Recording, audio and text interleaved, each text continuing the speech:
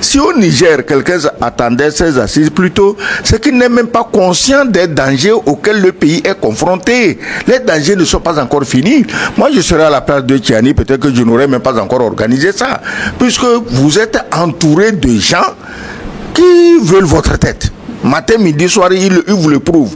On amène des terroristes, on les héberge, on les envoie. On amène des forces étrangères, on les campe, on les envoie. On amène. Donc quand tu es dans un contexte comme ça, c'est pas le moment des palabres.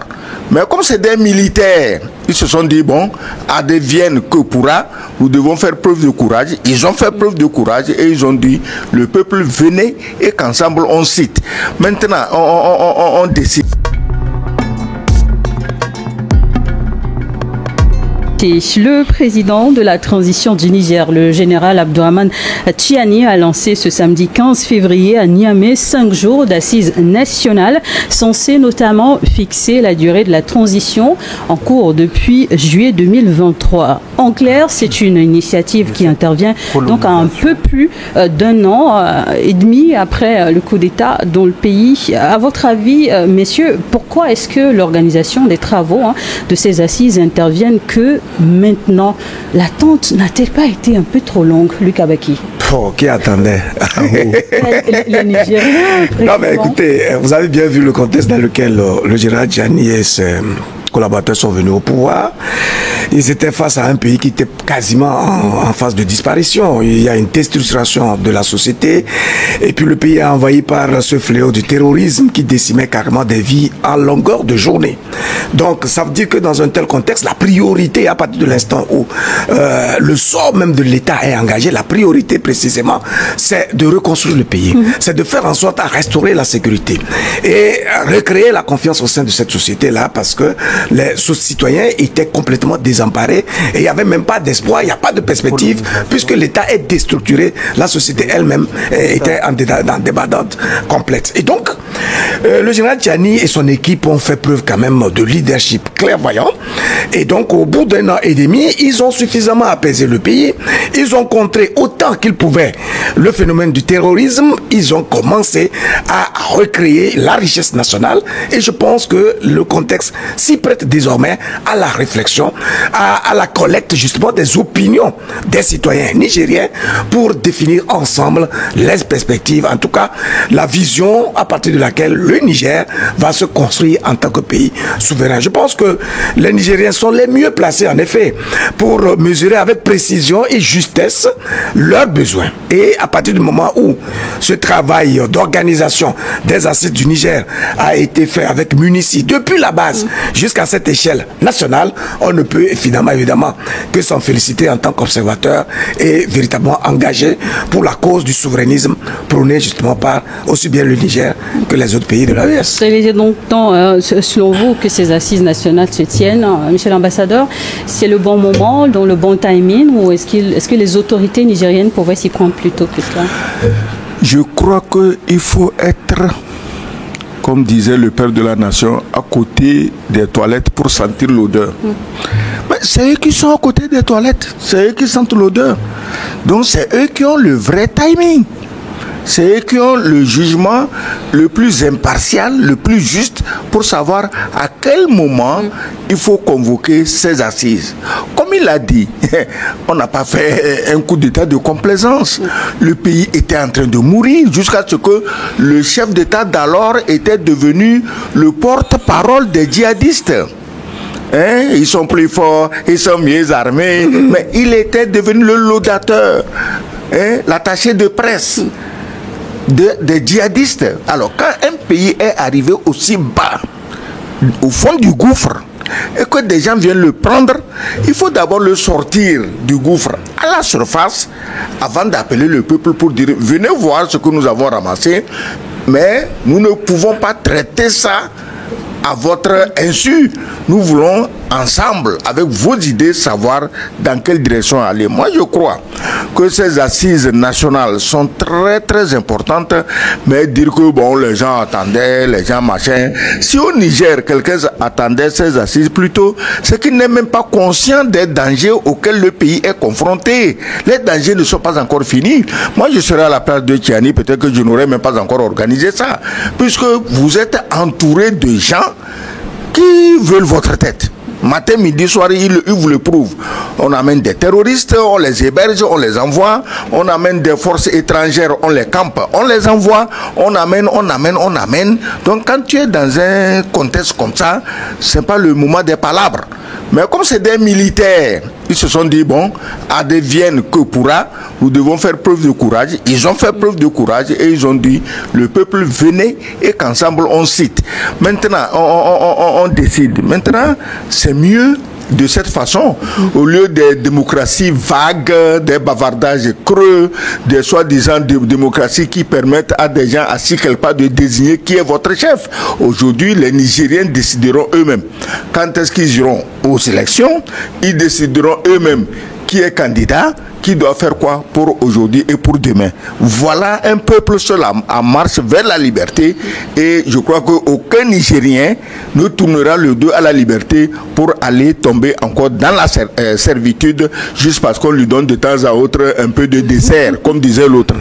Voilà. Mais effectivement, ces assises devront statuer sur la durée de la transition, éventuellement un calendrier électoral à venir. Quel moment est-ce que les Nigériens seront appelés à aller désigner leurs futurs dirigeants? On va en parler tout au long de cette émission. Ces assises se veulent donc inclusives. On a pu noter la participation d'hommes politiques, de leaders religieux, de la société civile, des hommes et des femmes, des jeunes également, mais aussi d'anciens dirigeants nigériens. Monsieur l'ambassadeur, que vous inspire justement la présence à l'ouverture de ces assises, la présence notamment de Mamadou Issoufou? Vous voyez, les militaires, c'est ça que nous admirons chez eux. Ils sont pragmatiques. Ils savent qu'ils ne peuvent pas gérer le pays eux seuls pour eux seuls. Le fait d'avoir été ancien président ne fait pas de vous un ennemi du pays. Bon, peut-être en tant qu'ancien président, vous vous êtes trompé ça et là, mais tout le monde a le temps, quand on lui en donne, de s'améliorer et de contribuer à la construction du pays.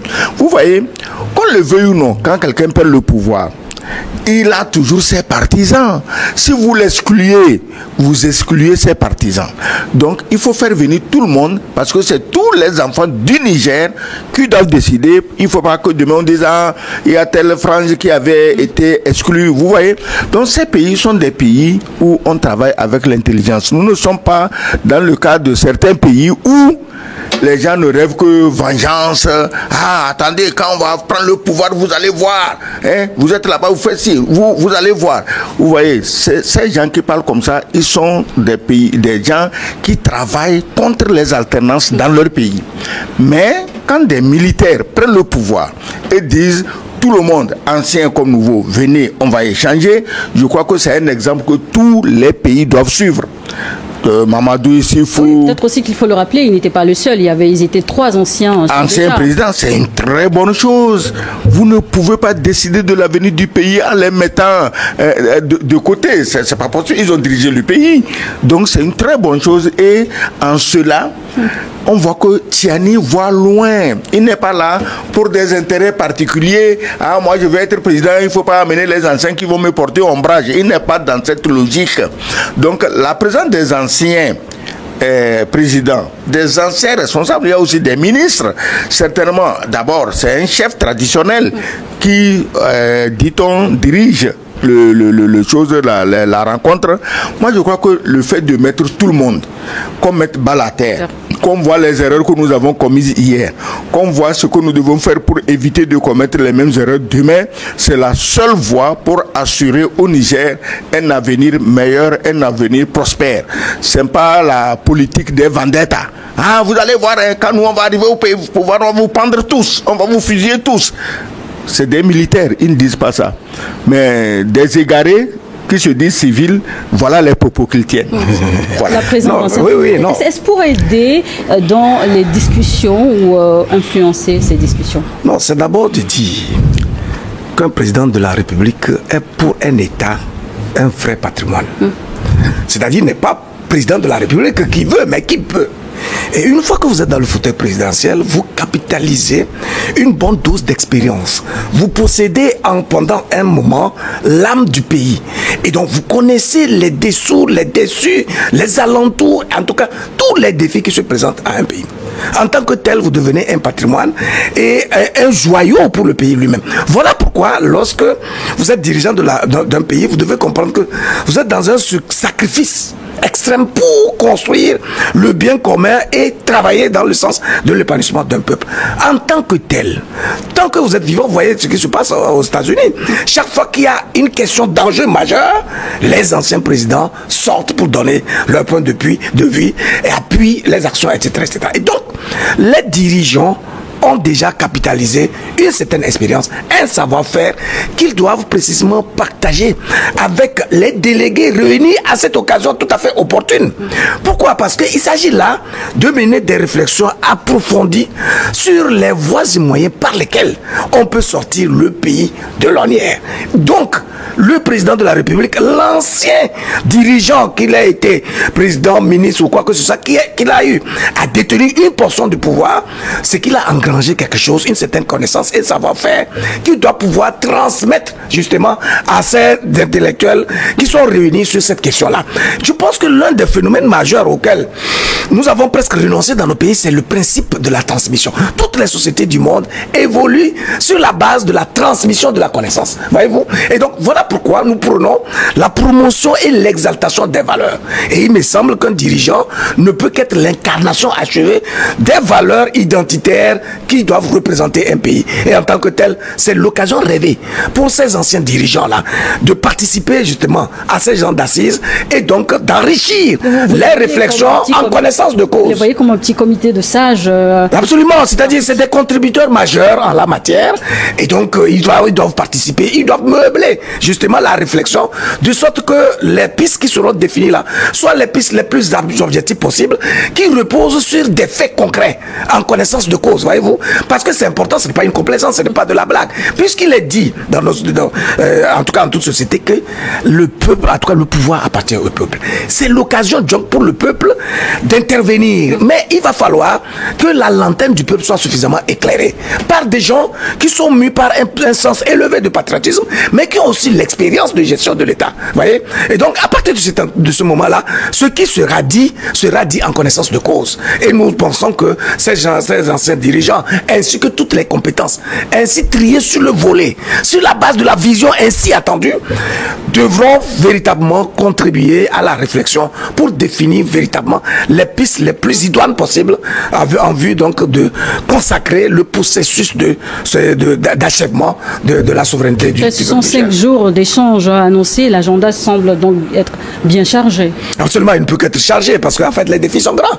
Les défis sont grands, c'est l'occasion unique pour le peuple nigérien d'élaborer des réflexions ou en tout cas d'enrichir les réflexions sur tous les secteurs qui concernent la vie de ce peuple-là, que ce soit sur le plan politique, économique, social, culturel, sur le plan de la défense et de la sécurité. Donc c'est beaucoup de sujets à la fois et je suis heureux de constater que ce travail a été d'abord fait à la base. Ça veut dire qu'on collecte de façon presque consensuelle l'ensemble des opinions des Nigériens, de sorte que la synthèse qui sera en dégagée soit une substance assez vitale pour le peuple nigérien. Revenons-en sur les grandes thématiques inscrites donc à l'agenda. Une commission nationale créée par décret présidentiel pilote donc les travaux des 10 assises. La dite commission comporte 5 sous-commissions dont les thèmes sont notamment la paix, la sécurité, la réconciliation nationale et cohésion nationale, refondation politique et institutionnelle, ou justice, droits de l'homme. Est-ce à dire que les délégués aux assises parleront de tout et de rien? Il n'y aura donc pas de sujet tabou, l'ambassadeur? Mais quel sujet tabou voulez-vous dans ce contexte? Pour moi, la paix et la sécurité, voilà l'essentiel. Parce que s'il n'y a pas de paix et de sécurité, le reste là, développement, quoi, justice sociale. Ça va donc de soi. Ça ne sert à rien. C'est parler en l'air. Il faut la paix et la sécurité. Il faut que tous les Nigériens puissent vivre chacun chez lui ou du moins chacun là où il veut vivre. C'est ça qui est le plus important. Maintenant, on parlait ici tantôt, bon, ils vont décider des élections, mais nous faisons confiance à l'intelligence du peuple nigérien. Le plus important, ce n'est pas les élections, mais c'est qui est la paix et la sécurité.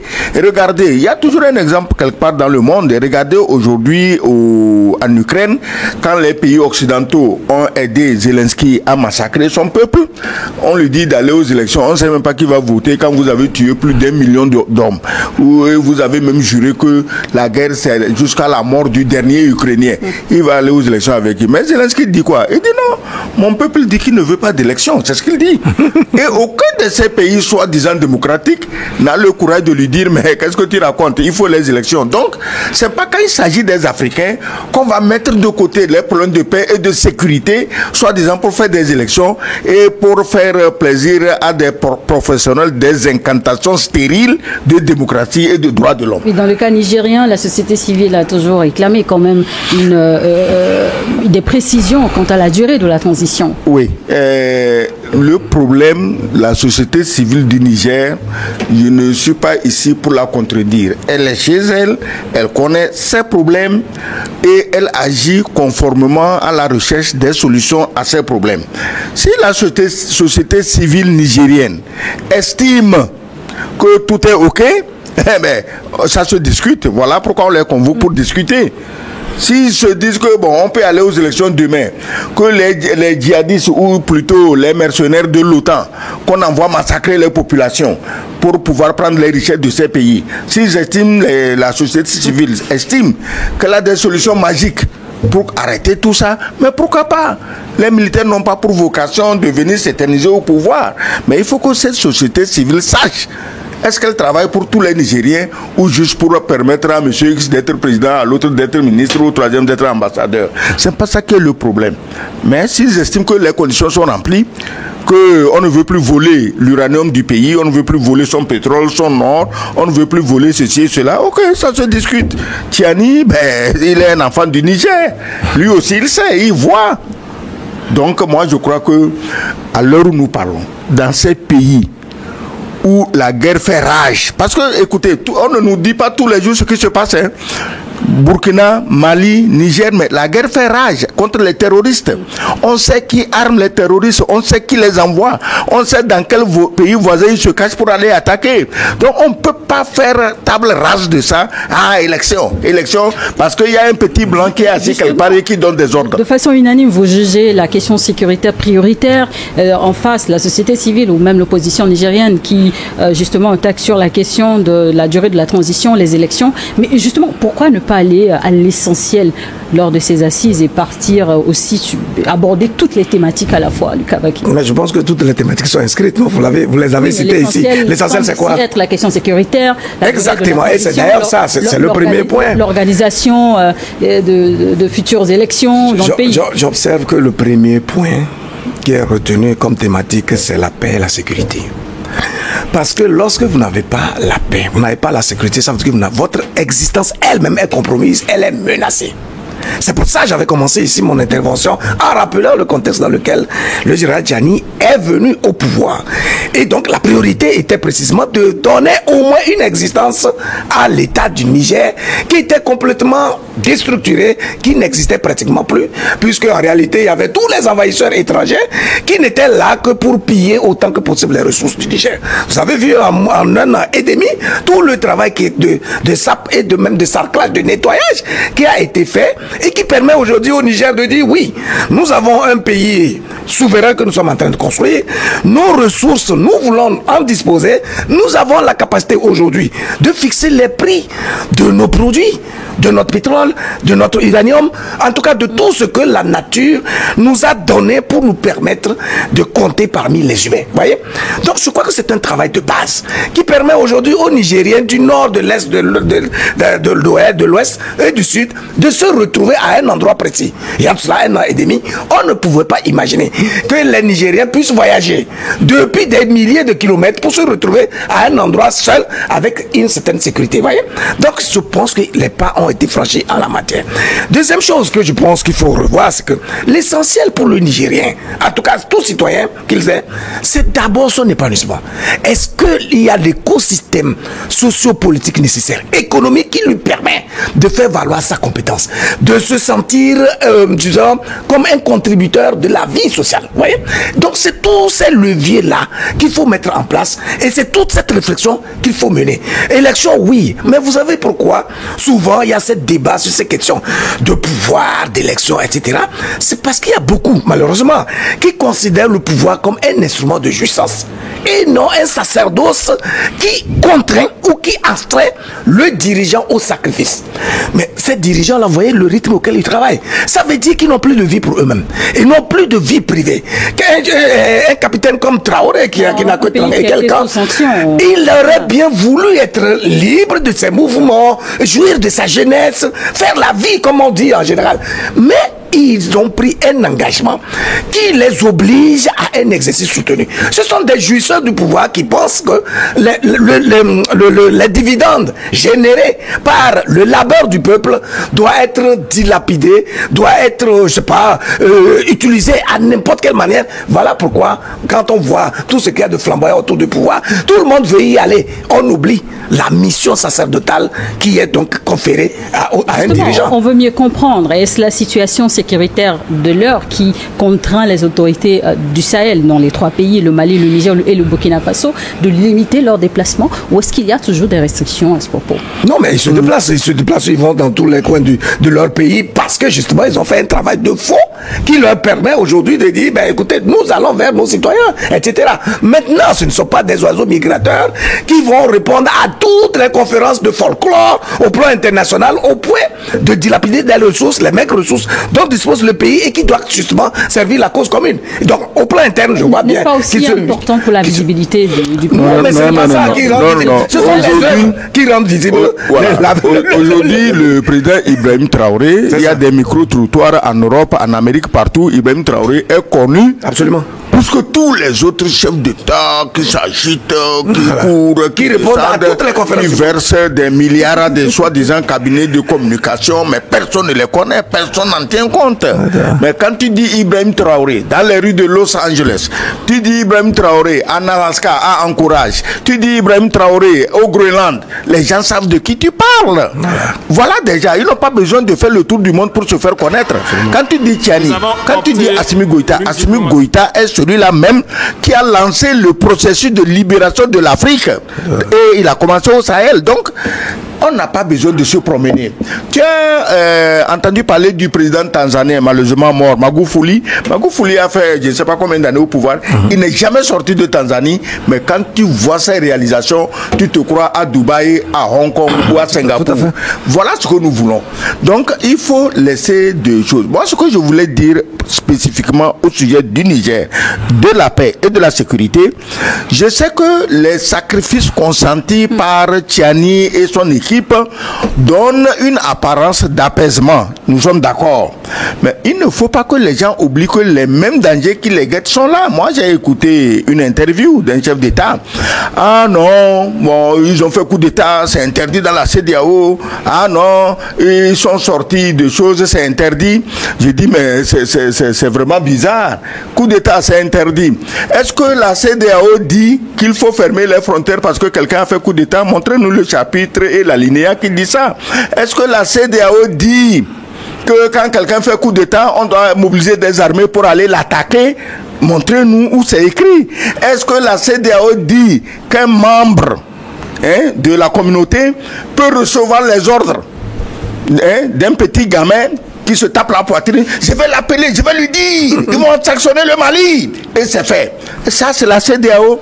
Donc, il ne faut pas que les gens qui ont vomi la honte sur la CEDEAO fassent aujourd'hui comme si c'est eux qui défendent la CEDEAO et que c'est des pays qui sont assez dignes et assez honnêtes de se retirer de ces vomissures qu'on fasse d'eux les tueurs de la CEDEAO. La CEDEAO n'a jamais fait. coup d'État, c'est interdit, d'accord, il y a un coup d'État. Maintenant, autour du coup d'État, on viole au moins 10 règles de la CEDEAO. Qui est maintenant le tueur de la CEDEAO? Donc, il ne faut pas que les gens parlent comme ils s'adressaient à des amnésiques. Nous étions là. Quand la gente s'est tapé la poitrine, on a tout fait, on ne négocie plus, on va aller faire la guerre. La CEDEAO permet ça.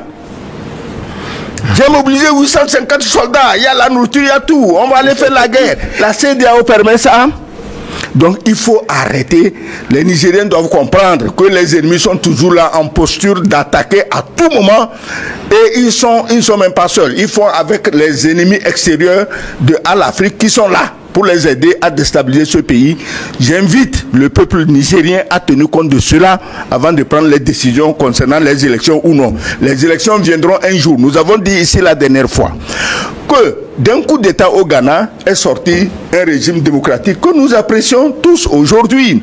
Si les gens du Niger, du Mali et du Burkina peuvent se donner le temps de mettre sur pied des régimes vraiment démocratiques où on n'a pas besoin d'appeler le palais de l'Élysée pour voir qui sera président, on n'a pas besoin d'appeler l'Élysée pour savoir qui on doit mettre ministre ici, qui on doit mettre directeur général là-bas, mais s'ils réussissent ça, ils ont sauvé l'Afrique. Il faut qu'ils réussissent ça. C'est très important parce que le Ghana donne un modèle. Il s'est passé des élections au Ghana, tout est tranquille. Tout est tranquille. Il n'y a pas de problème. C'est vrai, on est en train de sortir tous les cadavres qui étaient dans les placards. Mais bon, dans tous les pays du monde, il y a des placards dans des cadavres dans les placards. Et regarde seulement aux États-Unis, ce que l'USAID, toute la honte qu'elle a tissée et rempli tous les placards aux 4 coins de la planète. Bon, ça existe partout. Mais l'essentiel, c'est que des élections se sont déroulées pacifiquement.